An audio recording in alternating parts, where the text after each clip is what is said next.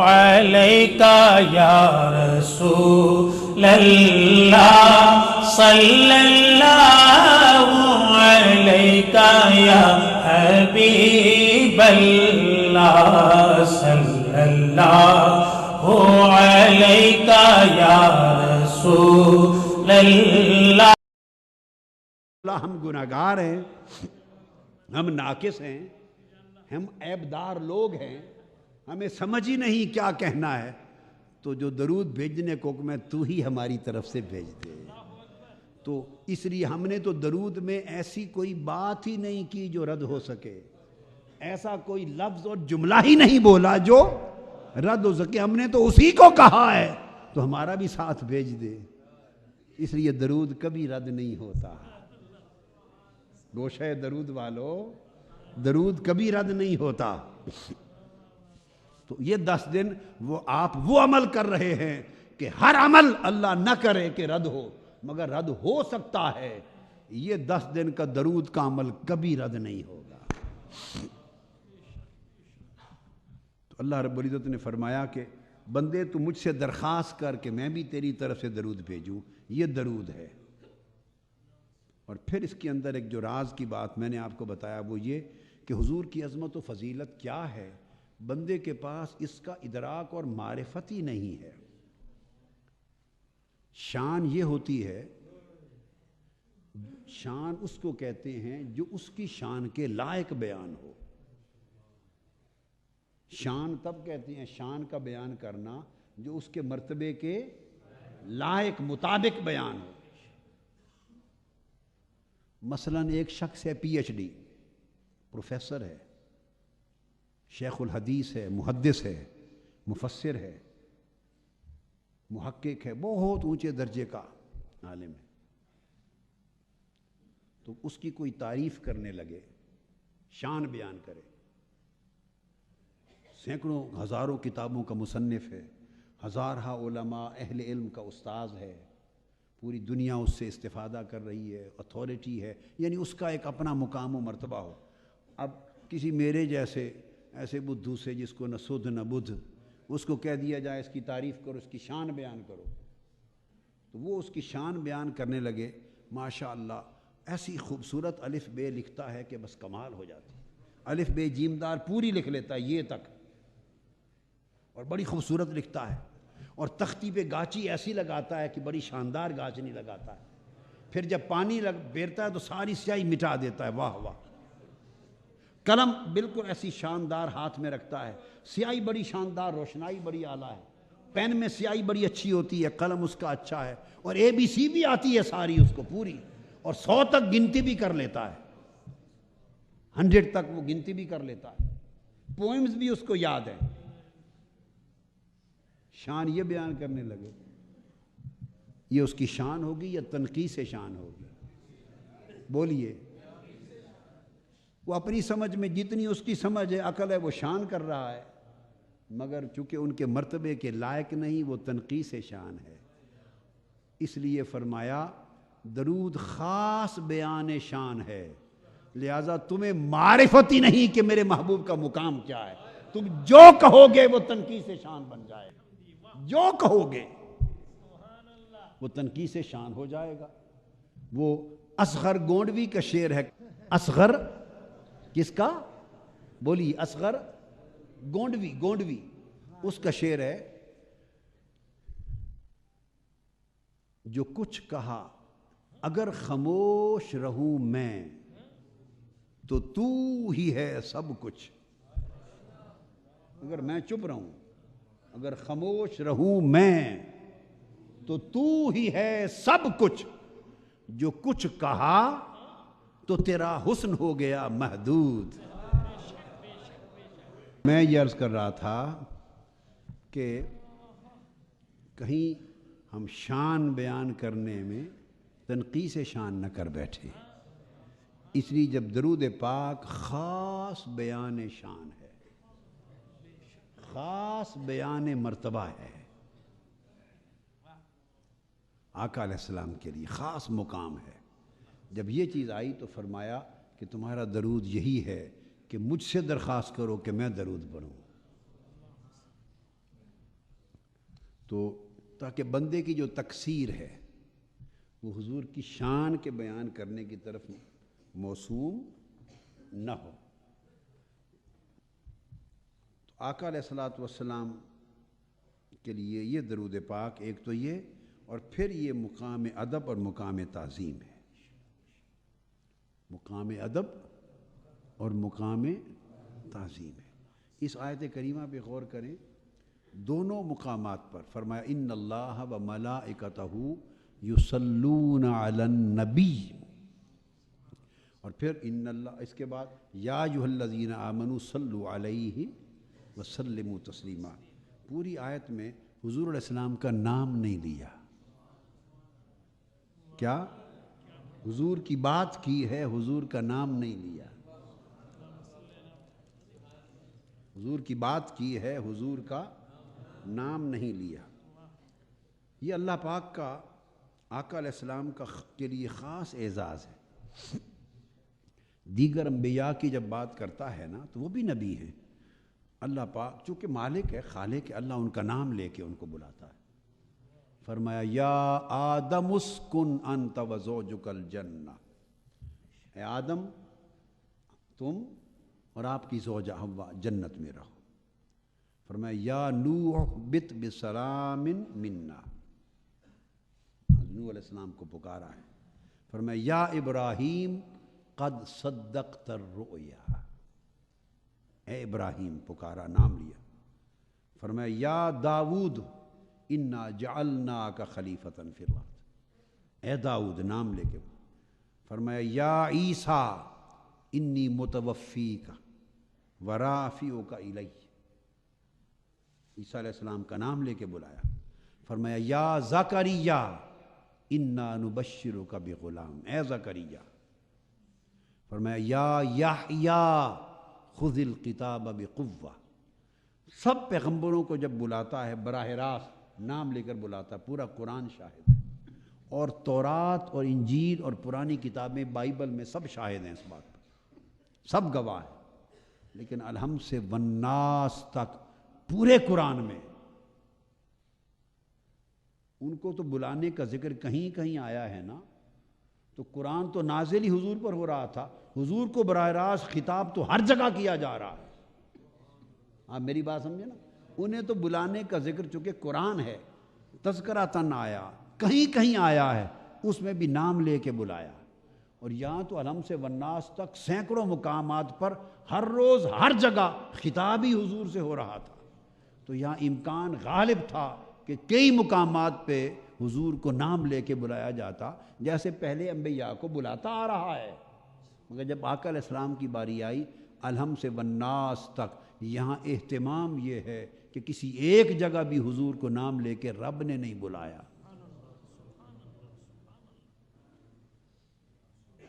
اللہ نے ایک بار بھی حضور کا نام لے کر نہیں بولا. حتیٰ کہ ایک آیت کریمہ ہے سورہ آل عمران میں آیت نمبر 68، اس میں اللہ پاک نے فرمایا ان اول الناس بابراہیم للذین اتبعوہ وہذا النبی. ایک ہی آیت کا اتنا سا ٹکڑا ہے. اس نے فرمایا بے شک ابراہیم کے زیادہ حقدار اور زیادہ قریب، اور زیادہ حقدار اور قریب ابراہیم کے وہ لوگ ہیں جنہوں نے اس کی پیروی کی. وہذا النبی، اور یہ نبی مصطفیٰ، یہ نبی ہے. ایک آیت میں جد الانبیاء حضور علیہ السلام کے دادا جد الانبیاء ان کا بھی ذکر آیا ہے، اور اسی جملے میں حضور کا بھی ذکر آیا ہے.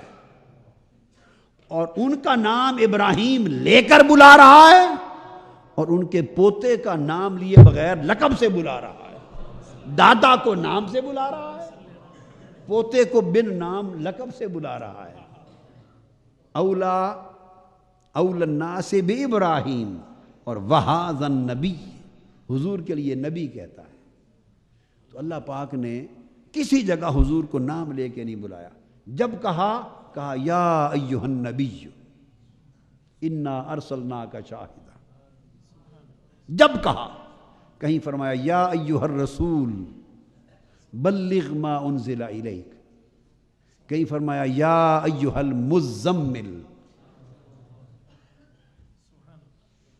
اے چادر اوڑھ کر لیٹنے والے، کہیں فرمایا یا ایھا المدثر، اے پر چادر اے کملی اوڑھ کر لیٹنے والے، ہر جگہ لقب سے یاسین، کہیں فرمایا طٰہٰ، الغرض جہاں بھی بلایا حضور کو لقب سے، ٹائٹل سے، محبت برے پیار برے عنوان سے بلایا ہے۔ اور اس آیت کریمہ میں بھی حضور کی بات کی ہے، حضور کا نام نہیں لیا، لقب سے بلایا۔ یہ کیوں؟ اس کے ذریعے ہمیں ادب و تعظیم کی تلقین کی ہے۔ اور اس آیت میں بھی نام نہ لینا اشارہ اس امر کی طرف ہے کہ جب حضور پر درود پاک پڑھو، حضور پر درود پاک پڑھو تو اس کے ساتھ تعظیم کے لقب اسم پاک کے ساتھ لیا کرو، زیادہ بڑھایا کرو، خالی نام نہ لو، لقب تعظیم کے سیدنا و مولانا ملا کر پڑھو تاکہ ادب و تعظیم بھی ہو، اور نام ادب اور تعظیم کے ساتھ لو تو درست ہے، تاکہ نام کی برکت بھی ملے، نام الاپنے کی بھی برکت ملے، اور ادب اور تعظیم کے لقب بھی ساتھ رہیں۔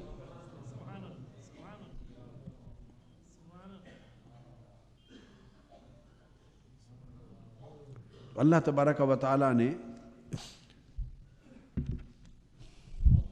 پھر حضور نبی اکرم صلی اللہ علیہ وآلہ وسلم کے لیے ارشاد فرمایا کہ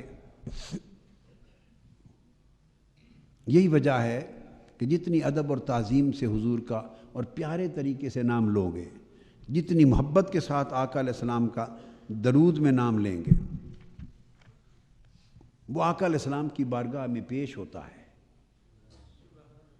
تو اس لیے دیکھا جائے گا کہ کس امتی نے کتنے ادب اور تعظیم سے حضور کو پکارا ہے۔ اور ایک بات بڑی ذہن نشین رکھے، نبی پر درود بھیجنا یہ حکم کسی امت کو اپنے نبی کے لیے نہیں تھا۔ کیا بات کہہ رہا ہوں؟ 1,24,000 انبیاء کم و بیش آئے، کسی امت کو اپنے نبی کے لیے درود بھیجنے کا حکم نہیں دیا گیا۔ پہلا حکم آیا ہے نبی کے لیے امت درود بھیجے، حضور صلی اللہ علیہ وسلم۔ اللہ پاک پہلے بھی فرما سکتا، ہر امت کو حکم دیتا اپنے نبی پر درود بھیجو، پھر چلتے چلتے ہماری باری آتی ہم اپنے نبی پر درود بھیجتے، مگر نہیں، حضور پر درود بھیجنے کے عمل کو اللہ پاک نے بالکل بین رکھا، اس لیے کہ حضور پر خود جو درود ہمیشہ سے بھیج رہا تھا، تو جو خود بھیج رہا تھا حضور پر، وہ باقی نبیوں پر تھوڑا بھیجتا تھا۔ ہمہ وقت ان پر درود بھیجنے کا مطلب رحمت کا، برکت کا نزول اور رفعت درجی، بلندی درجات انہیں بھی عطا کرتا تھا، مگر بعید طور جو شان اور امتیاز حضور کو عطا کیا یہ حضور ہی کا اختصاص رکھا، حتیٰ کہ کسی امت کو اس طرح حکم کہ اپنے نبی پر درود و سلام پڑھا کرو نہیں، کہ امت اپنے دور میں تسبیح لے کے حضور اپنے نبی پر درود و سلام پڑھا کرتی، یہ نہیں، یہ صرف حکم دیا آقا علیہ السلام کے لیے حضور کی امت کو۔ تو آقا علیہ السلام نے فرمایا، اس لیے یہ تو اس کی یعنی جو آیت کریمہ ہے قرآن مجید کی، اس کی روشنی میں چند باتیں تھیں جو میں نے کہیں، آیت کریمہ کی روشنی میں چند باتیں۔ اب میں بس ایسی 2-3 حدیثیں پڑھ دیتا ہوں، ویسے آج انتخاب کیا تھا میں نے 51 حدیثوں کا، اب وقت نہیں ہے اس لیے میں آیات مضمون حدیث نبوی کا شروع نہیں کرتا، آخری حصہ جس میں 2-4 واقعات اہل اللہ کے درود پڑھنے کی برکتوں کے بیان کرتا ہوں۔ 51 حدیثوں کا انتخاب کیا تھا، اس میں سے صرف 2-1 حدیثیں 3 بیان کر دیتا ہوں برکت کے لیے، یہ مضمون پھر اللہ کو منظور ہوا تو کسی وقت مکمل کر لیں گے، اللہ نے چاہا تو اگلی شب بیداری میں ہی کر لیں گے، چلو اگلی شب بیداری جو آئے گی تو اسی مضمون کو آپ یاد کرا دیں کہ حدیث کا بیان کرنا تھا تو اس کو مکمل کر لیں گے۔ تو آقا علیہ السلام نے فرمایا، میں آپ کو بات جو کہنے والا تھا کہ درود بڑی محبت سے پڑھا کریں، درود و سلام، اور بڑے ادب کے ساتھ اور بڑی نیاز کے ساتھ پڑھا کریں، لگن کے ساتھ۔ کیوں؟ آقا علیہ السلام نے فرمایا اذا صلیتم علی فاحسنوا الصلاۃ، فرمایا لوگو جب تم مجھ پر درود پڑھو، جب تم مجھ پر درود پڑھو تو بڑے خوبصورت طریقے سے درود پڑھا کرو، بڑے اچھے طریقے سے درود پڑھا کرو۔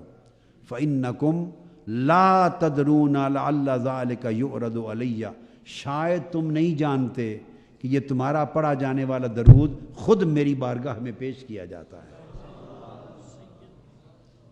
آقا علیہ السلام نے فرمایا جب بھی مجھ پہ درود پڑھو بڑا خوبصورت کر کے پڑھا کرو، بڑے اہتمام کے ساتھ، ادب کے ساتھ، پیار کے ساتھ، لگن کے ساتھ، محبت کے ساتھ ڈوب کر پڑھا کرو۔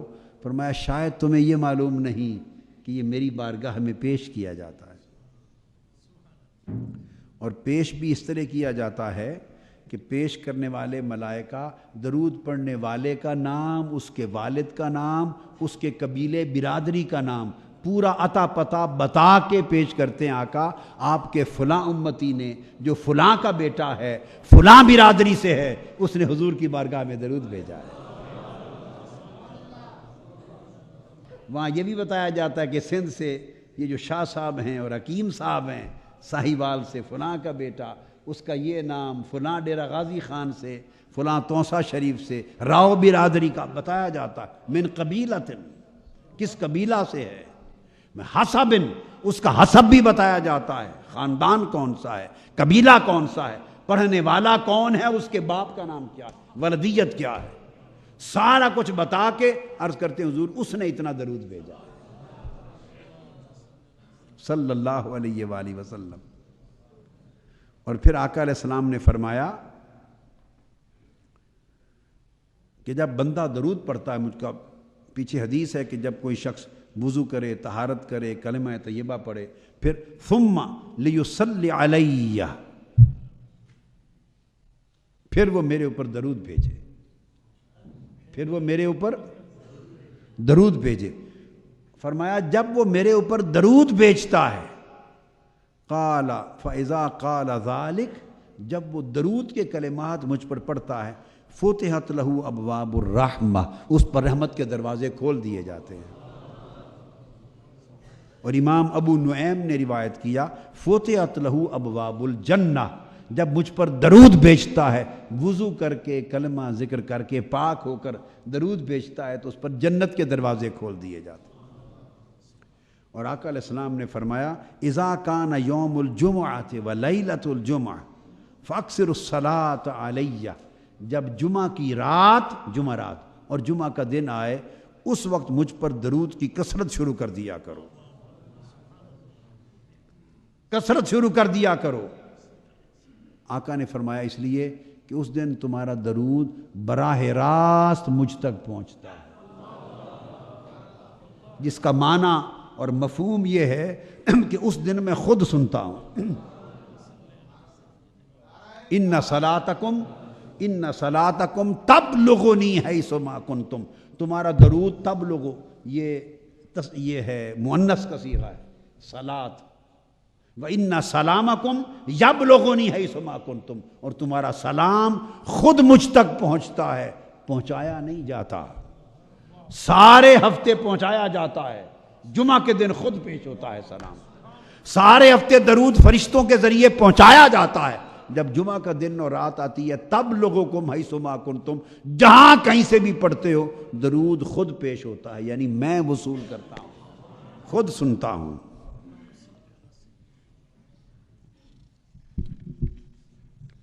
آقا علیہ السلام